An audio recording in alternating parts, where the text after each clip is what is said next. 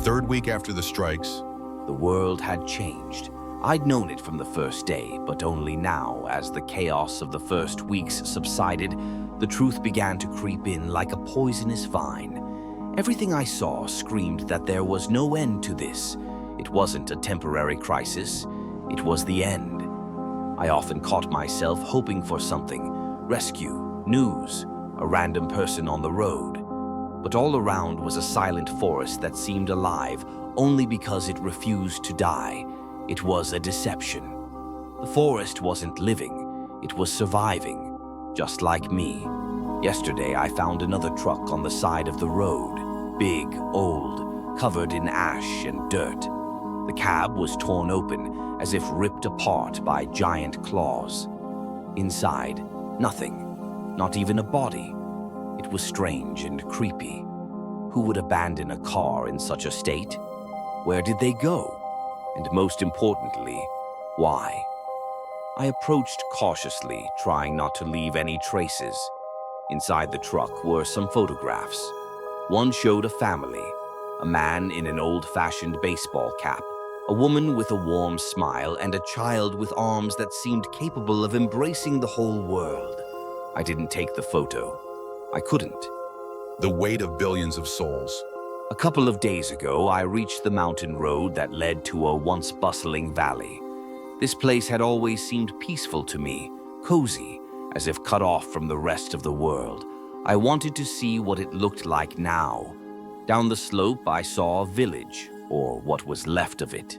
The houses stood, but they didn't breathe. Everything was covered in a thin layer of ash, as if someone had draped this valley in a shroud.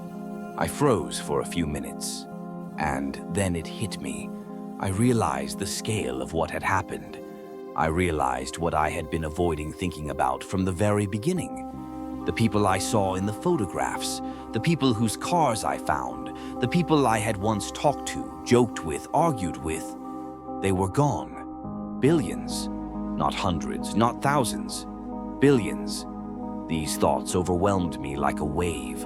I felt my knees weaken and my chest constrict, as if something heavy had crushed my lungs. I was vomiting, not from illness, but from internal pain, from the horror of being alone. Shadows of the past. I returned to the basement in silence. It was as if someone had drained the last drops of emotion from me. That evening, I didn't turn on the flashlight. The darkness seemed more familiar to me than the light. I sat at the table in front of a notebook, but I didn't write anything. I just stared at the blank page, remembering faces, voices, laughter. I used to get angry when I heard my neighbors celebrating loudly in the backyard. Now I would give anything to hear anything at all, even a faint sound of life. Fragments of memories began to flash through my mind. My parents. They were always the foundation of my world. I thought about my mother, her hands that always found a way to calm me, even when I was a child. My father. He never said much, but his presence was always strong, like a wall. Now they are gone too. I didn't cry. There were no tears. There was only a feeling of emptiness, as if something had been burned out inside me. Forest of the dead. The next day, I went deeper into the forest. I wasn't looking for anything specific. I just kept moving forward so as not to go mad from loneliness. The forest was quiet, but it was a strange silence. It seemed artificial, as if someone had pressed pause. Ashes were still falling. I didn't know where they were coming from, but they were everywhere. On trees, on the ground, even on me. There was a faint smell of burning in the air, a reminder that somewhere out there, beyond the horizon, the world was still on fire. Suddenly, I saw something ahead, the remains of a camp.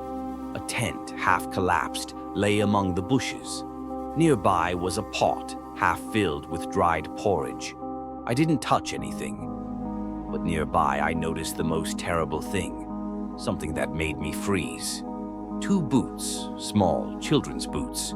They lay there as if their owner had simply taken them off and left. I couldn't bring myself to go closer. Endless question. I returned, but couldn't get those boots out of my head. Who wore them? A child? Where did they go? Are they alive? Or are they just remnants of someone's life thrown into the void? For the first time in a long time, I asked myself, what am I doing? I'm surviving. Okay, but why? For what? If everything is destroyed, if all people are dead, why am I clinging to this life? This thought grew like a weed. I tried to push it away, but it kept coming back. I remembered the words of a writer that I couldn't forget. Man lives for another man. But if there are no others... A voice from the past. That night I sat down at my notebook again. My hand began to write on its own, as if I were trying to rid myself of this burden. I didn't write about what I saw. I wrote about what I felt. The world is dead. It's no more. People, billions of people, have disappeared like smoke. Only I am left. But why? What can I do but remember them? Maybe that's my purpose. To become a memory? I wrote it down and closed the notebook. Maybe that was the answer. Or maybe it was just an attempt to comfort myself. A path through the ashes. The next day I went into the forest again, but this time I wasn't looking for resources. I was looking for meaning. Meaning in continuing to move forward, despite the silence, the ashes, and the loneliness. This world was destroyed, but I was still breathing. And as long as that's the case, I'll keep looking for even the slightest trace that there might be life somewhere else. I don't know why I'm writing. Seriously, who cares? Maybe me. Maybe it's the only way to prove to myself that I'm still a person and not just a machine for finding food and water. Okay, so today was a weird day. Everything seemed normal at first. Well, as normal as it gets when you consider a gray sky, the absence of sound, and the fact that I'm still alone. I went to the old highway. It used to lead to the city I visited. I don't know, 100 times, 1,000. The city where I bought pizza, where I went fishing with Jack, where there was a gym. God, it all seems like some kind of damn fairy tale now. There's nothing there now. Cars are silent shadows of the past, standing like monuments. I could swear one of them was exactly like my first car, the one I bought in college. I even slowed down to check. Crazy, of course. It couldn't be here. Day 26. The next day, I went into the forest again. But this time, I wasn't looking for resources. I was looking for meaning. Meaning in continuing to move forward, despite the silence, the ashes, and the loneliness. This world was destroyed, but I was still breathing. And as long as that's the case, I'll keep looking for even the slight. I noticed something strange. I'm feeling increasingly watched. Not sounds, not footsteps, just a sensation, like someone is nearby. It's driving me crazy. Today I came across a dead bird, the first one I've seen in 3 weeks. It was lying on the roadside, so, I don't know, too peacefully. No signs of an attack. Just dead. There was something in its eyes, as if it had understood that everything was over. I took it into the forest. Buried it, if you can call it that. Yeah, I buried a bird. Sounds funny, or sad. I returned to the abandoned farm. The one where I found the half-empty barn with tools last time. Everything was the same. But in the corner where the bag of fertilizer used to be, there were bones now. Human bones. I didn't realize it at first. I thought they were from some large animal. But the shape of the skull, those teeth, yes, it was a person. Or had been. I can tell you one thing. It knocked the wind out of me. Such a weight started to squeeze in my chest that I almost collapsed. Who was he? Why did he die here? And most importantly, who or what? You know, I don't want to think about it. Saint Trace that there might be life somewhere else. I don't know why I'm writing. Seriously, who cares? Maybe me. Maybe it's the only way to prove to myself that I'm still a person and not just a machine for finding food and water. Okay, so today was a weird day. Everything seemed normal at first. Well, as normal as it gets when you consider a gray sky, the absence of sound, and the fact that I'm still alone. I went to the old highway. It used to lead to the city I visited. I don't know, 100 times, 1,000. The city where I bought pizza, where I went fishing with Jack, where there was a gym. God, it all seems like some kind of damn fairy tale now. There's nothing there now. Cars are silent shadows of the past, standing like monuments. I could swear one of them was exactly like my first car, the one I bought in college. I even slowed down to check. Crazy, of course. It couldn't be here. Day 27. I have 2 weeks' worth of supplies left if I don't economize, and I seem to be losing interest in food. Yeah, it sounds weird. My body eats, but my brain is like on the sidelines. Then the question arose.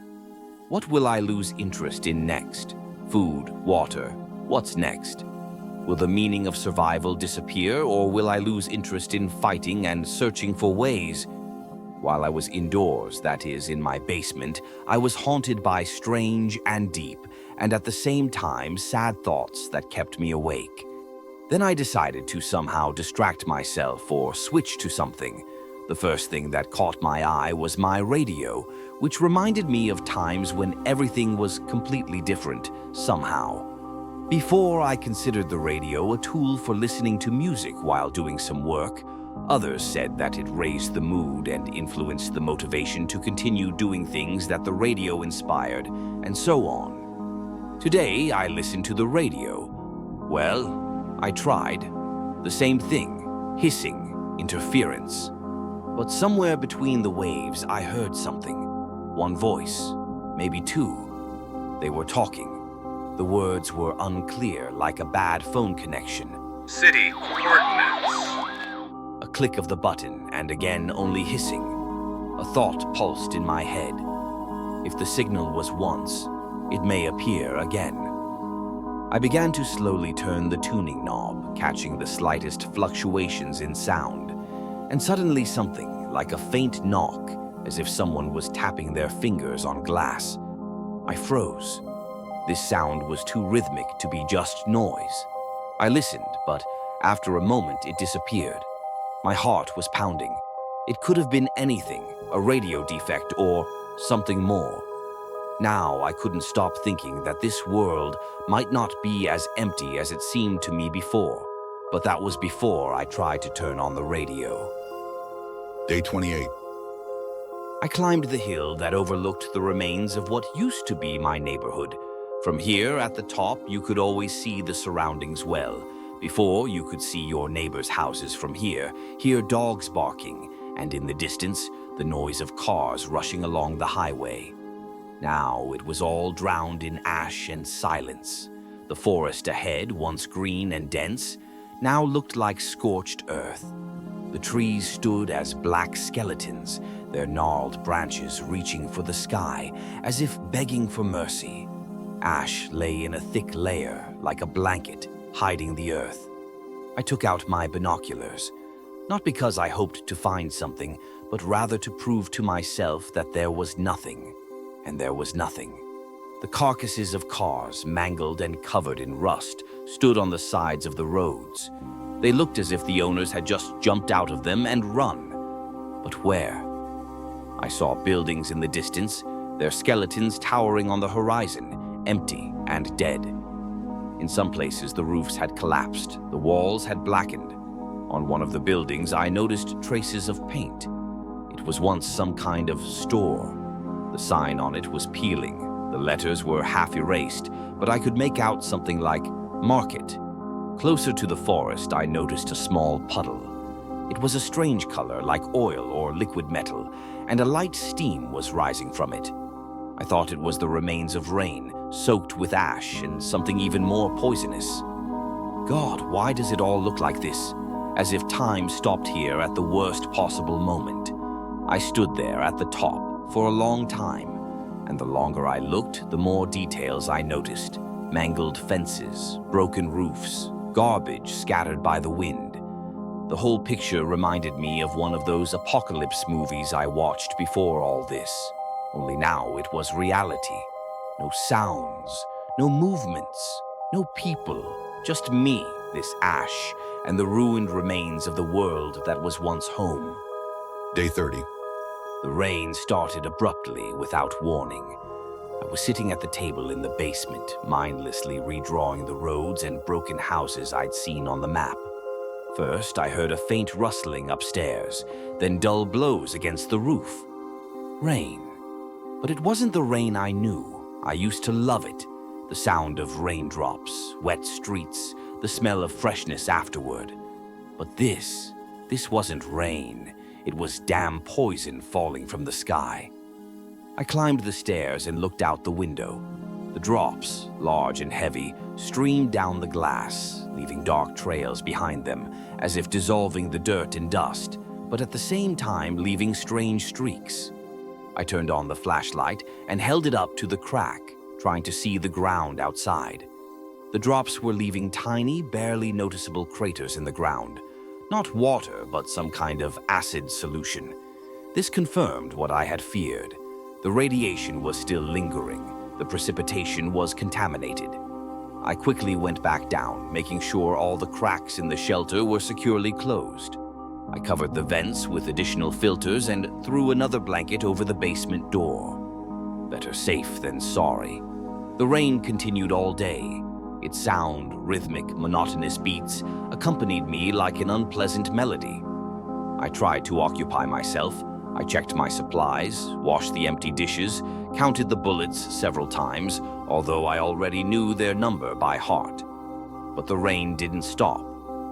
Then I decided to write down plans for the future.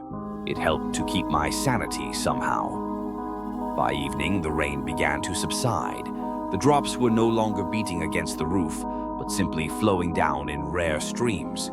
But I wasn't going to go out right away. The earth had to absorb this filth, and the air had to clear a bit. I sat in the basement, listening to the remains of the rain. The slight sound of water still reminded me that it was unsafe outside. I decided to give the earth a night to recover a bit from this acid shower. Day 31. In the morning, the rain had stopped. It was quiet outside, even too quiet. No wind, no rustling, as if the whole world was waiting for me to go out first. I opened the basement door and took a breath. The air was heavy with a metallic taste. On the threshold lay a dirty, grayish mass into which the leaves and garbage had turned. I put on a respirator, gloves, and goggles. If the dust was contaminated, it was better not to risk it. On the roof were dirty streaks from the water. A few drops fell on my jacket, but I didn't pay any attention to it. The main thing was to check the area. I inspected the nearby houses. They looked even worse.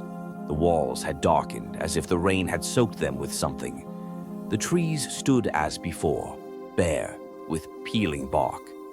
The ground under my feet was soft and springy, and in some places there were small pits that seemed to have been burned out by raindrops.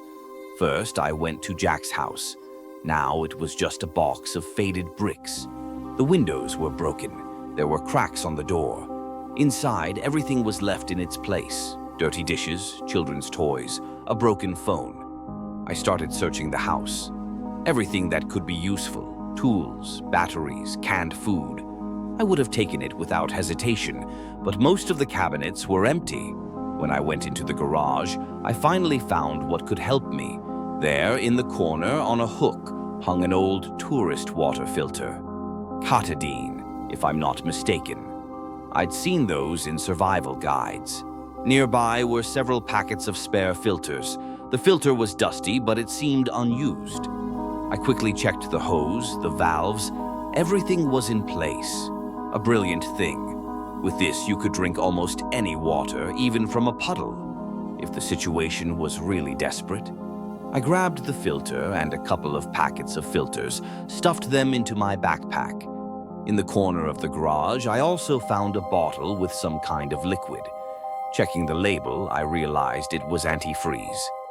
At first, I wanted to leave it, but then I remembered that it could be used for kindling or as a substitute for alcohol in emergencies. I took it too. When I left the house, a strange feeling washed over me. Memories of how Jack and I used to drink beer on his porch, discussing life. And now this house is empty, abandoned. But damn it, at least something in it helped me. This filter, perhaps, will be the key to my survival. And even if Jack is no longer with me, as strange as it may sound, he still helped me. I walked back home looking at the filter, and for the first time in a long time I thought, maybe I'll last longer here than I expected. But returning to the basement, I felt something was wrong. The rain had stopped, but its consequences were much more serious than I could have imagined. I remembered reading about it, about radioactive rain, about its ability to penetrate the smallest cracks and destroy everything around. I knew that even if the rain stopped, its effects would linger for many years. But what I hadn't paid attention to was how quickly this infection could spread. That first smell I sensed when I left the basement was terribly familiar. It wasn't just the smell of rain, but a metallic taste in the air that lingered long after it had passed. It seemed to fill the space, penetrate every pore. I knew that in such conditions, radiation spreads much faster than we can expect. Everything I breathed was dangerous. I remembered the articles I had read. Some experts said that radiation, even in small doses, can cause irreversible changes in the body. And if the rain was heavy enough, it could be not just a tedious wait for death, but a slow and painful destruction. I needed to go back to the shelter and check my supplies. If the radiation was everywhere, it meant that I couldn't afford to take risks. The rain might be over, but the consequences were just beginning. I checked the instruments. Their accuracy was questionable, but at least I could be sure that my protective measures wouldn't fail. Returning to the basement, I felt that the filter I had found could be salvation, but only if I could avoid contamination. I held it in my hands and thought, is this my chance? Will I be able to survive all this? Several hours passed, and I decided to go outside again.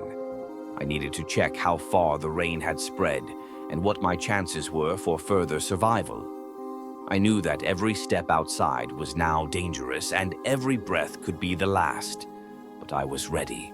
If anyone can survive in this world, it's the one who knows how to deal with such dangers. And I knew I had every chance if I was careful.